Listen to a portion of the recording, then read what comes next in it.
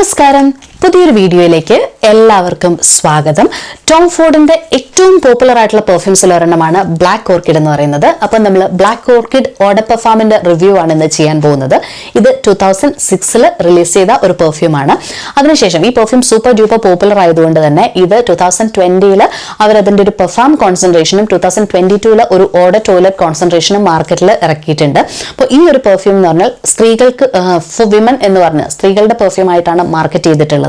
പക്ഷേ എന്നാലും ഇതൊരു പെർഫെക്റ്റ് യൂണിസെക്സ് ഫ്രേഗ്രൻസ് ആണ്. പുരുഷന്മാർക്കും സ്ത്രീകൾക്കും ഒരുപോലെ യൂസ് ചെയ്യാൻ പറ്റുന്ന ഒരു ഫ്രേഗ്രൻസ് ആണ്. കാരണം ഇത് ഓവർലി ഫെമിനിനും അല്ല, ഓവർലി മാസ്കുലിനും അല്ല, രണ്ട് കൂട്ടർക്കും ഒരുപോലെ യൂസ് ചെയ്യാൻ പറ്റുന്ന ഒരു ഫ്രേഗ്രൻസ് ആണ്. പക്ഷേ അറ്റ് ദ സെയിം ടൈം എല്ലാ പുരുഷന്മാർക്കും എല്ലാ സ്ത്രീകൾക്കും യൂസ് ചെയ്യാൻ പറ്റുന്ന അങ്ങനെയുള്ള ഒരു ഫ്രേഗ്രൻസോ അല്ല ഇത്. കാരണം ഇത് യൂസ് ചെയ്യണമെങ്കിൽ കുറച്ചൊരു ബോൾഡ്നെസ്, കുറച്ചൊരു ധൈര്യം, കുറച്ചൊരു അങ്ങനെയൊക്കെ ധൈര്യവും ഒരു ബോൾഡ്നെസ് ഒക്കെ ഉണ്ടെങ്കിൽ മാത്രമേ ഇത് യൂസ് ചെയ്യാൻ പറ്റുള്ളൂ. കാരണം ഇത് യൂസ് ചെയ്ത് കഴിഞ്ഞാൽ നിങ്ങളെ ആളുകൾ ശ്രദ്ധിക്കും എന്നുള്ള കാര്യത്തിൽ ഒരു സംശയവും വേണ്ട. അപ്പോൾ അതുകൊണ്ട് തന്നെ ഇത് എല്ലാവർക്കും പറ്റുന്ന ഒരു ഫ്രേഗ്രൻസ് അല്ല എന്ന് പറഞ്ഞുകൊണ്ട് തന്നെയാണ് നമ്മൾ വീഡിയോ സ്റ്റാർട്ട് ചെയ്യുന്നത്. ഇപ്പോൾ സാധാരണഗതിയിൽ ഞാൻ ഏത് പെർഫ്യൂം റിവ്യൂ ചെയ്താലും, ഞാൻ ചാനൽ തുടങ്ങിയ കാലം തൊട്ട് റിവ്യൂ ചെയ്യുന്ന ഓരോ പെർഫ്യൂമിൻ്റെ അല്ലെങ്കിൽ ഞാൻ ഇനി റിവ്യൂ ചെയ്യാൻ മനസ്സിൽ വിചാരിക്കുന്ന പെർഫ്യൂംസിൻ്റെ ഒക്കെ ഞാൻ എഴുതി ഫ്രേഗ്രൻറ്റിക്കയിലെ നോട്ട്സും ഒക്കെ ഇങ്ങനെ നോട്ട്സ് എഴുതി എൻ്റെ ഒരു ഡയറിയിൽ കീപ്പ് ചെയ്യാറുണ്ട്. അപ്പോൾ അത് ചാനൽ തുടങ്ങിയ സമയം തൊട്ടുള്ള ഒരു ശീലമാണത്. ഇപ്പോൾ ടെക്നോളജിയൊക്കെ എത്ര വലുതായി എന്ന് പറഞ്ഞാലും ഞാനിപ്പോഴും ആ ഒരു ഓൾഡ് സ്കൂൾ നേച്ചറിലാണ് ഇപ്പോഴും കാര്യങ്ങൾ എൻ്റെ കയ്യിലുള്ളത്. അപ്പം എനിക്കെന്തോ അങ്ങനെ എൻ്റെ കയ്യിലിങ്ങനെ ഒരു ബുക്കിലിരിക്കുന്നത് എനിക്ക് കാണാൻ ഭയങ്കര സന്തോഷമാണ്.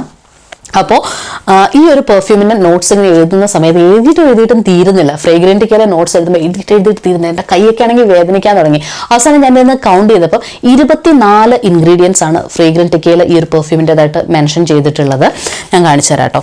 ഇത് 2021 ചാനലിൽ തുടങ്ങിയ സമയത്തെ ഞാൻ വാങ്ങിയ ഒരു ഡയറിയാണ്. ഇപ്പോൾ ഇത്രയും പേജസ് യൂസ് ചെയ്തിട്ടുണ്ട്. അപ്പോൾ ഇതിലെല്ലാം ഇങ്ങനെ എഴുതി ഇങ്ങനെ കയ്യിൽ കീപ്പ് ചെയ്യാൻ എന്തോ ഒരു രസം. ഓക്കെ, അങ്ങനെ ഞാനിങ്ങനെ കീപ്പ് ചെയ്യാറുണ്ട്. അപ്പം ഈ പെർഫ്യൂമിൽ 24 ഇൻഗ്രീഡിയൻസ് ആണുള്ളത്. അപ്പം അതുകൊണ്ട് തന്നെ ഇപ്പം 24 ഇൻഗ്രീഡിയൻസ് ഉള്ള ഒരു പെർഫ്യൂം എന്ന് പറഞ്ഞാൽ അത് ഹെവി പെർഫ്യൂം തന്നെയാണ്. അപ്പം നമ്മളിത് സ്മെല്ല് ചെയ്യുമ്പം അത്രയും റിച്ച് ആയിട്ടുള്ള, അത്രയും ഡീപ്പായിട്ടുള്ള, നല്ല കോംപ്ലിക്കേറ്റഡ് ആയിട്ടുള്ള ഒരു ഫ്രേഗ്രൻസ് അങ്ങനെയാണ് ഇത് സ്മെല്ല് ചെയ്യുമ്പം നമുക്ക് ഫീൽ ചെയ്യാൻ പറ്റുന്നത്. ആ ഒരു ഫസ്റ്റ് സ്നിഫിൽ തന്നെ നമുക്ക് മനസ്സിലാകും. കാരണം ഇത് അത്രയും സിമ്പിൾ ആയിട്ടുള്ള ഒരു DNA അല്ല ഇതിനുള്ളത്. നല്ല കോംപ്ലക്സ് ആയിട്ടുള്ള ഒരു DNA തന്നെയാണ് ഉള്ളതെന്ന് നമുക്ക് ആദ്യം സ്നിഫ് ചെയ്യുമ്പോൾ തന്നെ മനസ്സിലാകും. ഈ പെർഫ്യൂമിൽ ഏറ്റവും ആദ്യം എനിക്ക് ഫീൽ ചെയ്യാൻ പറ്റുന്നത് ട്രഫിളിൻ്റെ സ്മെല്ലും അതുപോലെ തന്നെ ചോക്ലേറ്റ്, ഡാർക്ക് ചോക്ലേറ്റിൻ്റെ സ്മെല്ലുമാണ് എനിക്ക് ഫീൽ ചെയ്യാൻ പറ്റുന്നത്. അതോടൊപ്പം തന്നെ ഇൻസെൻസ് ആൻഡ് പച്ചൂലി, ഈ 4 സാധനങ്ങളാണ് എനിക്ക് ഏറ്റവും ആദ്യം ഇതിൽ ഫീൽ ചെയ്യാൻ പറ്റുന്നത്. സത്യസന്ധമായിട്ട് പറഞ്ഞാൽ ഇതിൻ്റെ ആദ്യത്തെ ഒരു 5 മിനിറ്റ് എനിക്ക് ഒട്ടും തന്നെ സഹിക്കാൻ പറ്റുന്ന ഒരു സ്മെല്ലല്ല. കാരണം ഭയങ്കര ഓവർ പവറിങ് ആയിട്ടുള്ള ഒരു ഡാർക്ക് ആയിട്ടുള്ള പച്ചൂലിയുടെയും ഒരു ഡേർട്ടി പച്ചൂലി ആൻഡ് ഡാർക്ക് ചോക്ലേറ്റ് അങ്ങനെയൊക്കെയുള്ള ഒരു കോമ്പിനേഷൻ, അങ്ങനെയാണ് എനിക്കിതിൽ ഫീൽ ചെയ്യുന്നത്. പക്ഷെ ആദ്യത്തെ 5 മിനിറ്റ് കഴിഞ്ഞ് കഴിയുമ്പോഴത്തേക്കും പെർഫ്യൂം ഒന്ന് സെറ്റിൽ ഡൗൺ ചെയ്ത് കഴിയുമ്പോൾ തൊട്ട് വളരെ പ്ലസന്റ് ആയിട്ടുള്ള ഒരു ഫ്രേഗ്രൻസ് ആയിട്ട് തന്നെയാണ് എനിക്ക് തോന്നുന്നത്. ഇത്രയധികം ഇൻഗ്രീഡിയൻസ് ഉണ്ടെങ്കിലും ഇത്രയും കോംപ്ലക്സ് ആണെങ്കിലും ഇത് എൻജോയ് ചെയ്യാൻ പറ്റുന്ന പ്ലസന്റ് ആയിട്ടുള്ള ഒരു സ്മെൽ. ഇതിൻ്റെ ഓപ്പണിങ്ങിൽ എനിക്ക് അങ്ങനെ ഒരു സ്വീറ്റ്നെസ് ഒന്നും എനിക്ക് ഫീൽ ചെയ്യാൻ പറ്റുന്നില്ല കേട്ടോ. ഞാൻ ആദ്യം പറഞ്ഞതുപോലെ തന്നെ എനിക്ക് കുറച്ച് ഓവർ പവറിങ് ആയിട്ടാണ് എനിക്ക് തോന്നുന്നത്. ആദ്യത്തെ 5 മിനിറ്റ് കഴിഞ്ഞ് കഴിയുമ്പോൾ കുറച്ചും കൂടി ആ ഒരു സ്വീറ്റ്നെസ്, ആ ഒരു ഫ്ലോറൽ എലമെന്റ്സ് ഒക്കെ കുറച്ചും കൂടെ നമുക്ക് ഫീൽ ചെയ്യാൻ പറ്റുമ്പോഴത്തേക്കും കുറച്ചും കൂടി ഒരു സ്വീറ്റ് ആയിട്ടുള്ള ഒരു ഫ്രേഗ്രൻസ് ആയിട്ട് എനിക്ക് തോന്നുന്നുണ്ട്. പക്ഷെ ആദ്യത്തെ 5 മിനിറ്റ് കുറച്ച് ബുദ്ധിമുട്ടാണ് എന്നെ സംബന്ധിച്ച് ഇത് സ്മെൽ ചെയ്യാൻ. ഈ ഒരു പെർഫ്യൂം ഒന്ന് സെറ്റിൽ ഡൗൺ ചെയ്ത് കഴിയുമ്പോഴത്തേക്കും ഇതിലുള്ള ഫ്ലോറൽ എലമെന്റ്സ് ഒക്കെ നമുക്ക് ഫീൽ ചെയ്യാം. ഇലാങ് ഉണ്ട്, ഗാർഡീനിയ, റോസ്, അങ്ങനെയുള്ള കുറേ അധികം ഇൻഗ്രീഡിയൻസ് ഉണ്ട്. പിന്നെ കുറേ ഫ്രൂട്ടി ഇൻഗ്രീഡിയൻസ് ഉണ്ട്, ബ്ലാക്ക് കറന്റ് ഉണ്ട്. ഇതിൽ മാൻഡറിൻ ഓറഞ്ചും ബർഗമോട്ടും ഇൻഗ്രീഡിയൻസ് ആണെങ്കിൽ പോലും നമുക്കൊരിക്കലും അങ്ങനെ ഒരു സിട്രസി ഫീൽ ഒന്നും ഇതിൽ കിട്ടത്തില്ല. എനിക്കെന്തോ ഇതിൽ ആ ഒരു സിട്രസി ഫീൽ ഒരിക്കലും തന്നെ കിട്ടുന്നില്ല.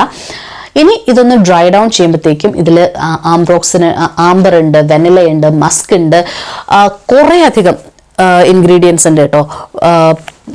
എങ്കിൽ പോലും ഞാൻ ആദ്യം പറഞ്ഞ incense and patchouli and chocolate truffle, ഈ ഒരു കുറേ സാധനങ്ങളുടെ ഒരു കോമ്പിനേഷൻ, അതാണ് എനിക്ക് ഈ പെർഫ്യൂമിൽ throughout the journey feel ചെയ്യാൻ പറ്റുന്നത്.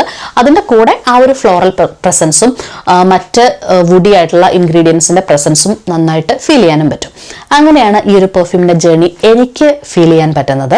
വളരെ യുണീക്ക് ആയിട്ടുള്ള ഒരു ഫ്രേഗ്രൻസ് ആണ് ഇതെന്നുള്ളത് എടുത്തു പറയേണ്ട ഒരു കാര്യമാണ്. കാരണം എന്താണെന്ന് പറഞ്ഞാൽ പല പെർഫ്യൂംസും നമ്മൾ മാർക്കറ്റിൽ ട്രൈ ചെയ്യുമ്പോഴത്തേക്കും ഈ പെർഫ്യൂമിന് അതിനോട് സിമിലാരിറ്റി ഉണ്ടല്ലോ, അതിനോട് സിമിലാരിറ്റി ഉണ്ടല്ലോ എന്നൊക്കെ തോന്നും. പക്ഷേ ഈ ഒരു പെർഫ്യൂമിനോട് സിമിലർ ആണല്ലോ എന്ന് തോന്നുന്ന ഒരു ഫ്രേഗ്രൻസിനെ എനിക്ക് ആക്ച്വലി ഞാൻ ട്രൈ ചെയ്തിട്ടില്ല. അതുകൊണ്ട് തന്നെ വളരെ യുണീക്നെസ് ഉള്ള ഒരു ഫ്രേഗ്രൻസ് ആണ് എന്നുള്ളതിൽ ഒരു സംശയവും വേണ്ട.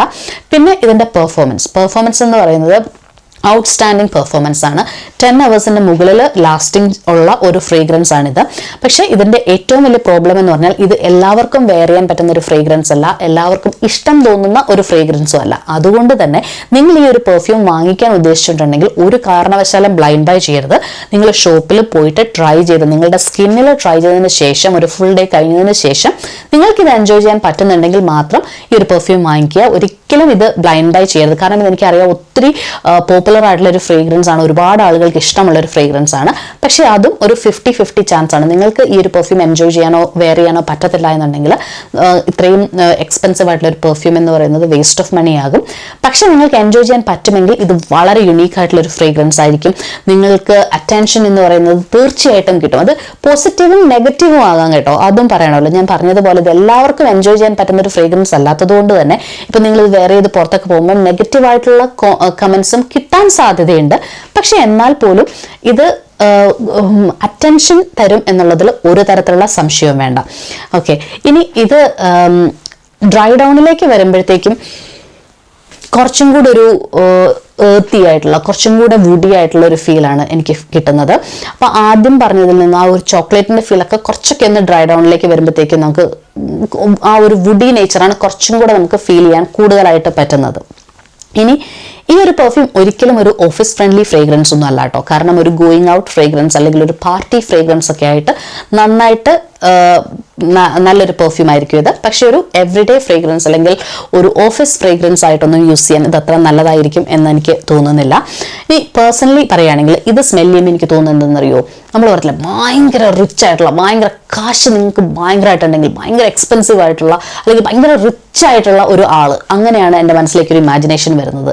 ഓക്കെ, ഇത് സ്മെൽ ചെയ്യുമ്പോഴത്തേക്കും മണി ബേബി എന്ന് പറയത്തില്ലേ, അതുപോലെ ഭയങ്കര പൂത്ത കാശുള്ള ഒരാൾ, എനിക്ക് അങ്ങനെയാണ് തോന്നുന്നത്. ഭയങ്കര ആ ഒരു റിച്ച്നെസ്, ആ ഒരു ഇത് സ്മെൽ ചെയ്യുമ്പോൾ എനിക്ക് ഭയങ്കരമായിട്ട് ഇങ്ങനെ നമ്മളിങ്ങനെ നിൽക്കുന്നു, അതിനകത്ത് നമ്മൾ മേത്തേക്ക് ഇങ്ങനെ നോട്ട് കെട്ടുകൾ ഇങ്ങനെ വീണുകൊണ്ടിരിക്കുന്നു, അങ്ങനെയൊക്കെയുള്ളൊരു ഫീൽ, ആ ഒരു ഭയങ്കര റിച്ച് ആയിട്ടുള്ളൊരു ഫീൽ. നിങ്ങൾ ഭയങ്കര നിങ്ങൾ ഭയങ്കര റിച്ച് ആയിട്ടുള്ള ഒരാളാണെങ്കിൽ ആ ഒരു ഫീൽ, അതാണ് എനിക്കിത് സ്മെൽ ചെയ്യുമ്പോൾ കിട്ടുന്നത്. അപ്പോൾ പേഴ്സണലി ഈ പെർഫ്യൂം എനിക്ക് യൂസ് ചെയ്യാൻ പറ്റുന്നൊരു ഫ്രേഗ്രൻസ് അല്ല, ഇത് എൻ്റെ ഒരു കപ്പ് ഓഫ് ടീ അല്ല. എനിക്ക് കുറച്ചും കൂടെ സ്വീറ്റ് ആയിട്ടുള്ള ഫ്രേഗ്രൻസസ് ആണ് എനിക്ക് എൻജോയ് ചെയ്യാൻ പറ്റാറുള്ളത്. അപ്പോൾ അതുകൊണ്ട് തന്നെ പേഴ്സണലി ഞാൻ ഇത് വെയർ ചെയ്യില്ല. അതുകൊണ്ട് തന്നെ എന്താ പറയുക, ഇത് ഞാൻ ഒരിക്കലും ഇതിൻ്റെ ഒരു ഫുൾ ബോട്ടിൽ വാങ്ങിക്കത്തില്ല. ഇനി പ്രൈസ് വെച്ച് നോക്കുവാണെങ്കിലും UK പ്രൈസ് ഒരു 50 ml 85 pounds ബൂട്ട്സിൻ്റെ വെബ്സൈറ്റിൽ കാണുന്നത്. അതൊരു നോർമൽ പ്രൈസ് ആയിട്ടാണ് എനിക്ക് തോന്നുന്നത്. അതുപോലെ തന്നെ ഇത് ഞാൻ നൈക്കയുടെ വെബ്സൈറ്റിൽ കണ്ടിട്ടുണ്ടായിരുന്നു. ഇത് ഞാൻ എഴുതിയേക്കുന്നത് 150 എന്നാണോ 50 എന്നാണോ എന്ന് എനിക്ക് വായിക്കാൻ പറ്റുന്നില്ല. 150 എന്നാണെങ്കിൽ 17,000 pounds റുപ്പീസ് എന്ന് പറയുന്നത് ഒരു നോർമൽ പ്രൈസ് ആയിട്ട് എനിക്ക് തോന്നുന്നുണ്ട്. പക്ഷേ 50 ml ആണെന്നുണ്ടെങ്കിൽ 17,000 രൂപ എന്ന് പറയുന്നത് കുറച്ച് കൂടുതലായിട്ടാണ് തോന്നുന്നത്. അപ്പം അതാണ് ഈ ഒരു പെർഫ്യൂമിനെ പറ്റിയിട്ടുള്ള എൻ്റെ അഭിപ്രായം. നിങ്ങൾക്ക് ബ്ലാക്ക് ഓർക്കിഡിനെ പറ്റിയിട്ടുള്ള അഭിപ്രായം എന്താണ് എന്ന് തീർച്ചയായിട്ടും കമൻറ്റ് ചെയ്യണം കേട്ടോ. അപ്പോൾ മറ്റൊരു വീഡിയോയിൽ നമുക്ക് വീണ്ടും കാണാം. Bye for now.